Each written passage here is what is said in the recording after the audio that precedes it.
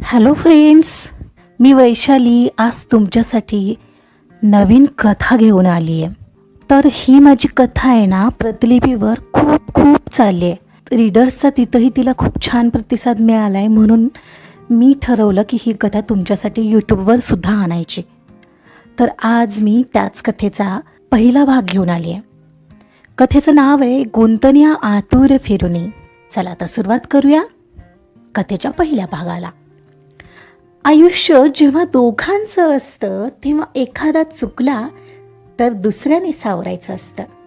साथ देण्याचं ठरवून मध्येच सोडायचं नसतं. मैत्रिणींच्या आग्रहाखातर पर्णिका आज पुण्यात आलेली. सारस बागेत भेटणार होत्या त्या मैत्रिणी.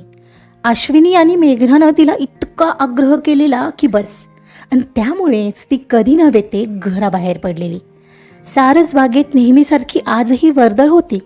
त्या तिघींना फोन लावण्याआधी तिनं पहिलं गणपतीचं दर्शन घेतलं, कारण एक दोन वेळा या मंदिरात ती केतनसोबत आलेली, त्यामुळे तिथली माहिती तिला थोडीफार होतीच. अरे देवा, काय माहिती या दोघी कुठे राहिल्यात. थांब, कॉलच करते त्यांना, स्वतःलाच म्हणत ती मंदिराच्या मागच्या बाजूने पायऱ्या उतरताच मेघनाला कॉल लावू लागली. रिंग जात होती, पण मेघनाला कॉल उचलायला वेळ लागत होता. मग ती पायऱ्या उतरून गार्डनच्या दुसऱ्या बाजूला आली आणि आशूला कॉल लावू लागली. आशूच्याही मोबाईलची रिंग येत होती. ती फोन उचलते त्या तेवढ्याच कालावधीत तिची नजर आपोआप आजूबाजूचा परिसर न्याहाळू लागलेली. गार्डनमध्ये बरीच जोडपी बसलेली दिसत होती. हसत खिदळत कोणी हातात घालून होतं, तर कोणी गप्पा करत होतं. हा नजारा तर इथं नेहमीच असतो. तिनं गालात हसतच तिची मान वळवली, पण तेवढ्यातून तिच्या ओझरत्या नजरेनं काहीतरी भलतंच टिपलेलं. ते पाहून तिची नजर पुन्हा त्या जागी गेल्या वाचून राहिलीच नाही. एवढ्यात समोरून रिंग होणारा कॉल आशूने उचलला. हे हाय, अगं कुठे आहेस? आम्ही गेटवर पोहोचलोय, आशू आता सांगत होती. पण तिचं हे सांगणं तिच्या कानापर्यंत पोहोचत नव्हतं. तिचा फोन आपोआपच बाजूला गेलेला समोरचं ते दृश्य पाहून शेवटी हॅलो हॅलो करून आशूने फोन ठेवून दिला असावा. पर्णिका मात्र मटकानं खाली बसली. तिचे हातपाय एकाएकी थरथरू लागलेले. हे असं काही घडत आहे हे दुसऱ्या कोणी येऊन तिला सांगितलं असतं तर तिला कदाचित खरंही वाटलंच नसतं. पण तेच स्वतःच्या डोळ्यांनी पाहून मात्र तिच्या पायाखालची जमीन सरकलेली. तिचा नवरा केतन, ज्यावर ती जीवापाड प्रेम करत होती, तो भलत्याच आणि दिसायला सुंदर आणि मॉडर्न मुलीसोबत होता. तिचा हात पकडून गार्डनच्या डाव्या बाजूला निघालेला. मुळातच मी असताना त्याला दुसऱ्या कुठल्या मुलीसोबत इथं यायची काय गरज पडली, हा प्रश्न तिच्या डोक्यावर घनाचे घाव घातल्यासारखा घाव घालत होता. तिला क्षणभर सुचायचंही बंद झालेलं. ती किती वेळाची त्या पायऱ्यांवर बसून असेल तिची तिलाही कल्पना नसेल. हातातला फोन व्हायब्रेट होत होता. अश्विनी आणि मेघना तिला एका पाठोपाठ कॉल करत होत्या, पण तिचं त्याकडे त्या क्षणाला मात्र लक्ष नव्हतं. एवढ्यात मेघनाच्या आवाजाने ती भानावर आली. ए पर्णी, हे हाय, अगं इथं का बसली आहेस अशी? मेघना, हो ना, केव्हाचा कॉल करतोय आम्ही तुला, आशू म्हणाली. हो, आणि कॉल का उचलत नव्हतीस काय ग? मेघना म्हणाली. सॉरी, ते माझं लक्ष नव्हतं मोबाईलकडे. तुम्ही कधी आलात? ती मनातलं दुःख लपवत उठत म्हणाली. अगं आत्ताच. आणि हे काय? ए पर्णी, तू अशी काय राहत आहेस? अगं काय हा अवतार, तू पुण्यात येऊन अशी राहतेस काय ग? ओळखूही येत नाहीयेस, आणि तुला तर फोटोग्राफर व्हायचं होतं ना, इतकी का बदलली आहेस यार? मेघना तिला नखशिकांत न्याहाळत म्हणाली. त्यावर तिने स्वतःवरच एक नजर फिरवून फक्त स्मित हास्य केलं. ते सोड ना, चला ना कुठंतरी बसून बोलू. पर्णिकाने विषय तात्पुरता बदलला. हो चल, म्हणत गार्डनच्या डाव्या साईडला जायला लागली. तसं पर्णिकाने तिला थांबवलं. इकडे नको, इकडेच बसूया ना, ती अडखळत म्हणाली. बरं बाई, इकडे चल, थोड्या गप्पा करू आणि मग इथेच बाहेर पावभाजी छान मिळते ती खाऊन जाऊ, आशू डोळे मिचकावत म्हणत होती. खरं तर आता तिथं त्या गार्डनमध्ये थांबायची पर्णिकाची अजिबात इच्छा नव्हती, पण नाईलाज होता. घराचा उंबरा ओलांडून पहिल्यांदा ती तिच्या मैत्रिणींना भेटायला आलेली.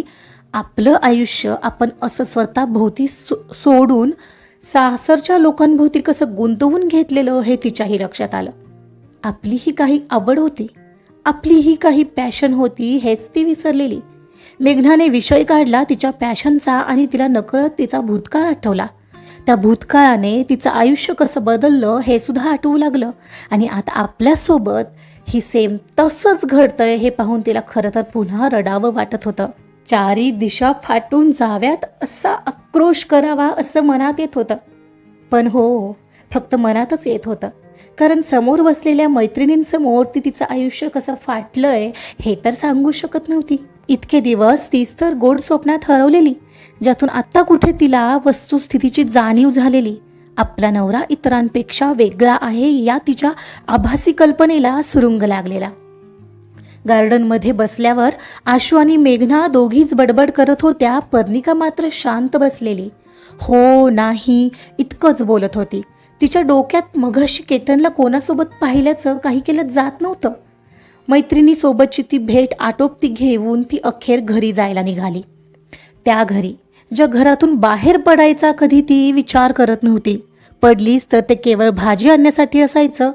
तेच घर तिला कधी काळी स्वर्गमय भासायचं आणि आज तिला त्याच घरी जावं असं मनापासून वाटत नव्हतं. पण आता तेच घर तर तिचं आपलं म्हणायला तरी होतं. आता ही नाईलाज होता. एवढा तिला कृतीचा कॉल येऊ लागला. कृती, तिची लहान नणंद. हॅलो, अगं वहिनी कुठे आहेस? अगं निघालेच आहे, पोहोचेन 1 पाऊण तासात. बरं लवकर ये, तुझ्याशी बोलायचंय. अगं गणपती येत आहेत ना, तर यावेळी मला सॉलिड आयडिया आली आहे. तू ये तर मग बोलू, म्हणत समोरून फोन कट झाला. पर्णिका मनातून कडवट हसली. इकडं तिच्या एका नात्याचा पदर ढासळू लागलेला आणि तिला घरी जाऊन अजून त्याच घरासाठी झटावं लागणार होतं. घराच्या दिशेने धावणाऱ्या ऑटोसोबत तिचे विचारही आता धावू लागलेले. 1-1.5 वर्ष तर झालेलं त्यांच्या लग्नाला आणि तो सुरुवातीचा लग्नानंतरचा काळ असा अत्तरासारखा उडून गेलेला. मग तोच सुगंध आणि तीच ओढ कशी काय बरं राहील? तसं तर अरेंज मॅरेज असो वा लव्ह मॅरेज, हा काळ सगळ्यात जोडप्यांच्या आयुष्यात येतो. तिच्या एका मैत्रिणीकडून तिनं हेच ऐकलेलं. पण पर्णिकाच्या आयुष्यात हा काळ जरा जास्तच लवकर आलेला आणि तिलाही आधी तर असंच वाटत होतं की जर असं सर्वांच्या बाबतीत होतं तर ठीक आहे, म्हणून ती या सगळ्या गोष्टी नॉर्मल आहेत असं समजून चाललेली. पण आज तिला हे सगळं नॉर्मल नाही आहे याची मनोमन कल्पना आलेली. तिला एकाएकी मेघनाचं बोलणं आठवलं. ती भेटल्यापासून 1-2 वेळा तरी बोलली असेल की तिचं राहणीमान एवढं का बदललंय. आणि तिच्या आता लक्षात येऊ लागलेलं की नकळत लग्नानंतर तिच्यात झालेला हा बदल जरा जास्तच आश्चर्यकारक होता. आणि हे तिला नक्कीच एखाद्या मैत्रिणीने लक्षात आणूनही दिलं असतं, पण त्यासाठी तिनं मैत्रिणींना तरी भेटायला हवं होतं. लग्नानंतर तिनं तिचे सगळे संपर्क मित्रमैत्रिणींबरोबर तोडलेले. तिच्या संसारात इतकी रममान झाली होती की तिला कल्पनाच नव्हती की मित्रमैत्रिणीसुद्धा आयुष्यात महत्त्वाचे असतात. आपला नवरा, सासू सासरे आणि एक लहान दीर आणि नणंद ज्यांचं अजून लग्न व्हायचं होतं, ती त्यांच्यात चांगलीच रममान झालेली. इतकी की आपलं स्वतःचंही आयुष्य आहे हेच विसरून गेलेली. दिवसभराच्या रहाटगाड्यात तिचं तिच्या स्वतःकडेही लक्ष नसायचं. दिवसभर घरातलं काम करायचं, सगळं घर नीटनेटकं ठेवायचं, घरातल्या सगळ्यांची कामं जिथल्या तिथं करायची, हेच तिचं आयुष्य बनलेलं. दिवस रात्र गृहिणीसारखं राबायचं आणि रात्री बेडवर जाऊन पडेल तेव्हाच काय तो आराम. आणि हे सगळं करून सध्या तरी एवढ्यावरच ती खूप मोठं काही केल्याचं फील करायची.